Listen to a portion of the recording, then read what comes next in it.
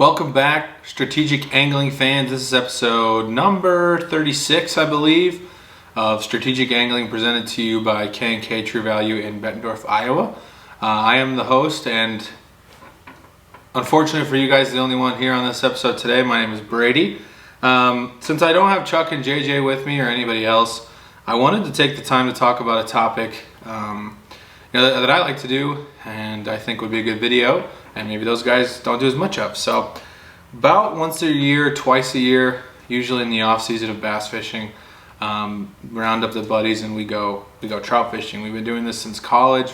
Before I could afford a boat, I preferred trout fishing over beating bank for bass sometimes. So many people don't know that Iowa and Northeast Iowa especially have some of the better trout fishing in the area. Obviously it's not as great as a naturally occurring river situation in like Colorado, Montana, Utah, those kind of things, or even Arkansas, the White River, but Iowa's got some really good trout fishing. The DNR does a nice job of stocking a number of streams throughout the state, and they do a nice job of keeping a list of all the streams that they stock. The one that I go to that's closest, if I'm not going up north near the Minnesota border, is near Bellevue, Iowa, just below Dubuque. Along the river there's a couple of good streams. You got Big Mill, Little Mill. There's some Swiss Valley, I think the place is called, in Dubuque. So Bloody Run. There's quite a few trout opportunities within hour and a half of the Quad Cities, and then some really great trout opportunities if you go up past Decorah, kind of almost between Decorah and Lansing. There's a ton of great trout streams up that way. So I would tell you guys to take a look at the DNR website, plan out a trip to an area that has got a number of trout streams. I can't recommend going north of Decorah enough. It's absolutely gorgeous up there. You would not believe it's Iowa. I absolutely love doing it. So that's a little bit of background. These are not all naturally occurring trout. I want to say maybe the browns. I'm not a huge trout expert, but I do know how to catch them, or at least some of those stocked ones. And in like 2017 or 18, I'd have to check what year it was. I might flash a picture of it. I lucked my way into catching one of the biggest brown trout caught in Iowa in a very long time. We let it swim off. I didn't get perfect measurements of it, but the fish was pushing 30 inches and close to 10 pounds. It was a big fish. It wasn't a state record or anything like that. That was done in a lake, but it was an awfully huge fish, and I'll flash a picture of it, and I'll never forget that fish catch. And I want to share with you guys kind of some of the things that can help you be successful at trout fishing around the gear, and then some of the techniques and baits. So let's start out with baits. So I'm a bass fisherman. I like the moving baits. A lot of people catch fish on the little power bait niblets and a slip bobber, or getting something on the bottom. I've never had the patience to do that. I prefer to just walk up a stream, many miles, and just fish the little pools and little current breaks where trout will hang out, and with more active baits rather than like an on the bottom situation. So as far as active baits goes, it's pretty simple. There's the main two that I throw, three that I throw is something like a spoon. I want to say this is a little Cleo.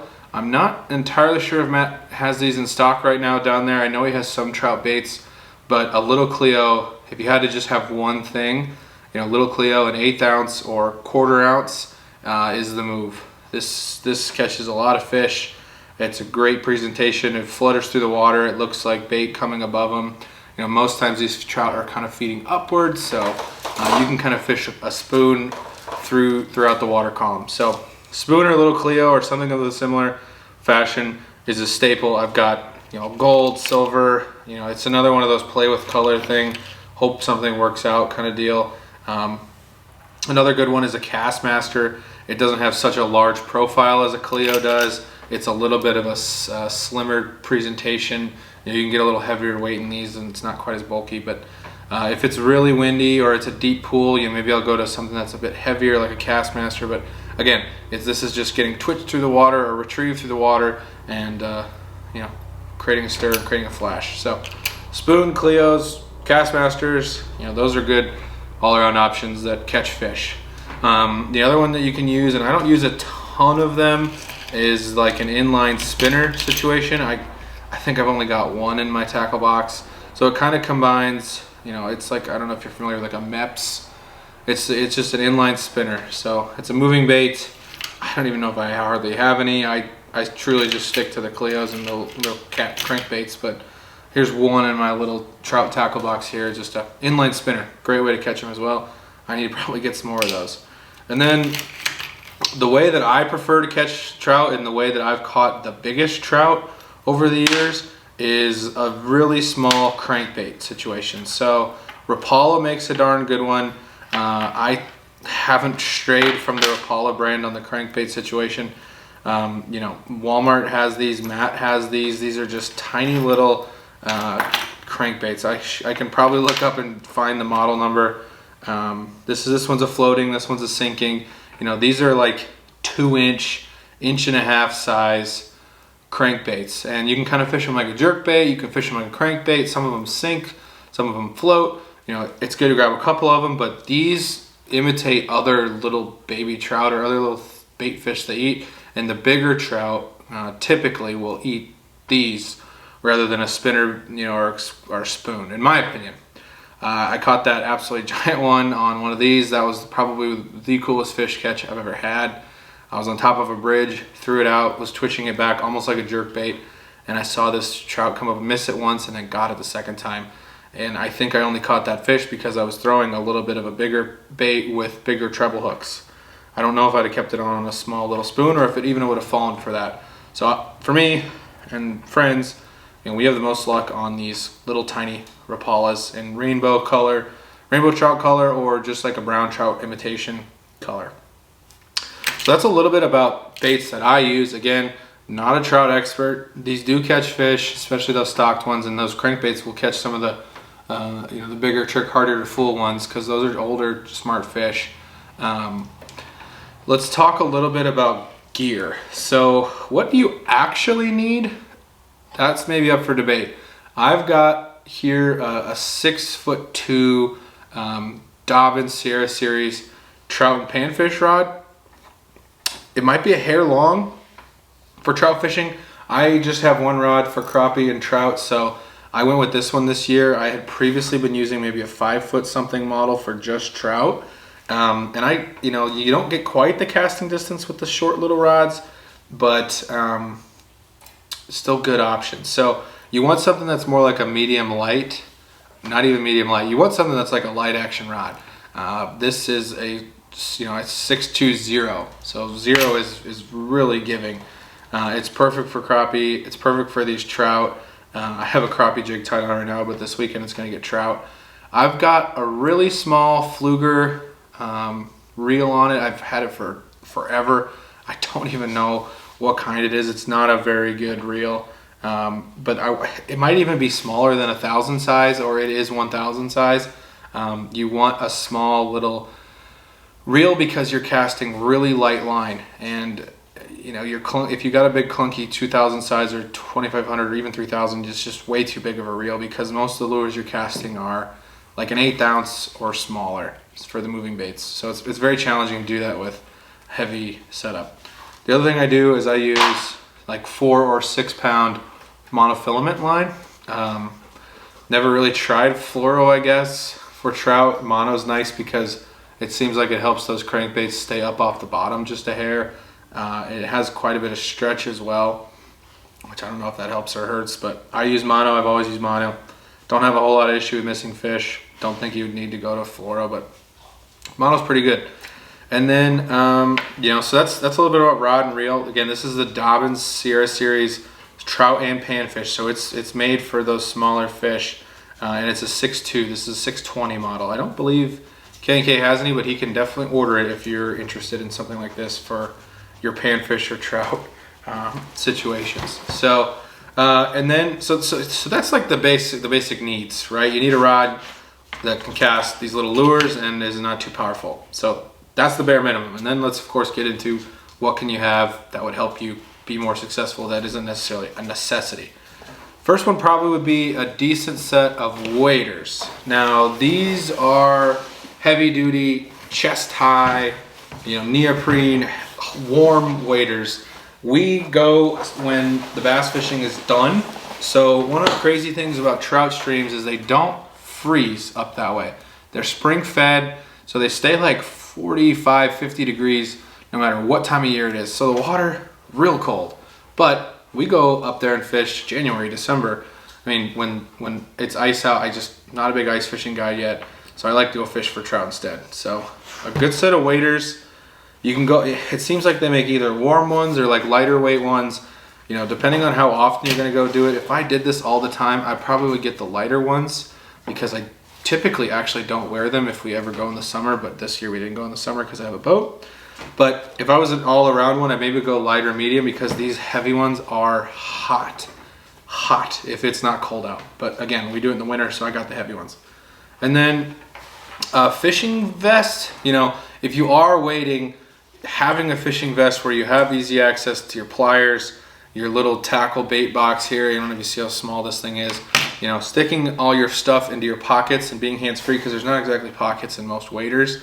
And if you're, you know, waist high in the water, you want to take a picture of your fish or grab your pliers or something, you know, having a nice vest can be helpful. The thing that I don't have that I probably should have is a little baby net. You know, it's not good to take a trout out of the water and let it touch dry ground or even really let it touch your dry hands. They have a really sensitive outer coating, you know, that you'll mess with if you're touching them with bare hands with not wet hands. So most times you're handling fish actually in water. So that's why I don't necessarily always carry a net, but if you're not, you know, fishing in water wading, you may want a net. So, you know, that's a little bit about baits. It's a little bit about gear. Let's talk about what you're looking for in a trout stream. So I think trout fishing and growing up trout fishing from the bank before I had a boat has helped me just a hair with current fishing on the river. It's just, you know, these streams up there are running water. It's running really fast.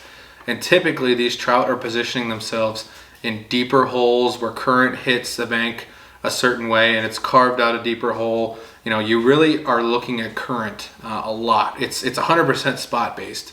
So, you know, if it's a shallow stretch or a really rocky stretch where it's just ripping and there's no trout, there's nothing to break that current up or allow them to hide behind and you know, sneak out and eat, you're not going to catch fish. You're just flat out not. So having an eye for what you're looking for in the water is going to be really, really important. You know, deep pools, little breaks from behind big boulders, little swings where the current, you know, maybe will change just a hair than normal. But again, you want something with a little depth. You want something where that current gets disrupted. And a deeper big pool usually holds your biggest fish because they can go up and down a water column and stay right there most of a year. So, you know, trout move around quite a bit, but a lot of times if you get on top and look down right into a deep hole, you'd be blown away by how many fish are just sitting on the bottom of that thing. So, you know, it's important to try to mess with your water column on deep pools because, you know, a stream might be a car width wide, but if it has a deep carve out with the right rock structure, it could have a pool that's 10 foot deep. I've gone accidentally up neck high in a baby little trout stream in a farm field in northeast Iowa. So pools, look for those little current breaks. These trout are so spooky. Even though they're stocked and there's a lot of dumb ones, they're still not easy to catch. You can't be loud, you can't be stomping through the water. Typically you want to fish downstream up so that way you can bring your bait back with the current because primarily these fish are facing upstream. So, you know, if you're gonna be on the bank, be off the bank a ways or be careful of your shadow or, you know, give yourself a buffer between the water's edge and the bank. And you'll start to catch fish. I'm not entirely, I think Iowa has a 5 fish limit per guy per day, and you need a trout stamp to go do this because again, some of these fish you're catching are stocked, so that's how the DNR keeps the money funding to do this every year. So Matt can give you a trout stamp if you have a fishing license already. I would strongly recommend if you're a bank guy or you're a guy who doesn't love ice fishing, it's a nice winter day, go take a drive, go look at a trout map, go try trout fishing. You know, a ton of fun. It's totally something totally different to do than, you know, bass or panfish, which seemingly is the predominant around here. But if you found your way up to the Dorchester area of Iowa, you know, look around South Bear, North Bear, you know, French Creek. Some of the prettiest, it is the prettiest part of Iowa, I think, in my opinion. And so give trout fishing a try. Go down to K&K Matt has most of the stuff you need down there. Pick up a couple baits, go do it for the day. You'll get a great workout. It's a ton of walking, and have a great time. And we'll catch you next week for maybe a more traditional episode here on Strategic Angling presented by K&K True Value in Bettendorf, Iowa. Take care.